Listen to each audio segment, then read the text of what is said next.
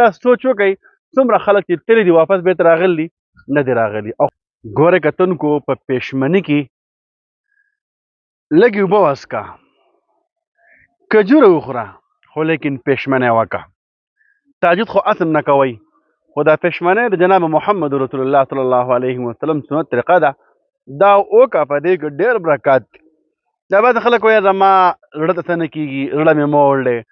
او بس په نهاره باندې روژه ونیسي نه نه نه نه نه سنت طریقه دا ده ښکلی مزدار خوراک وکړه ټیک ده که څه نشي خوړلی که نه نو لږ اوبه ور واړوه ټیک ده اوبه وڅښه سنت طریقه ژوندی کړه او ډېر کمالات دي پکې کمالات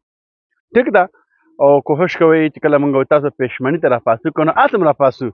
تهجد مونځ پکې ضرور کوئ ښه الله ته پکې جاړئ او د الله نه غواړئ ښه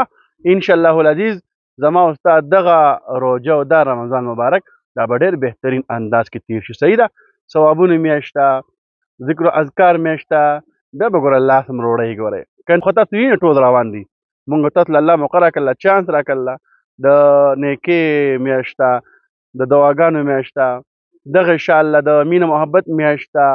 او دغه انشاءالله که چا د په خپل میند کې ورانې کړي نو سا دې وکئ ډېر ښایسته میاشت ده ګوره ښه او که نه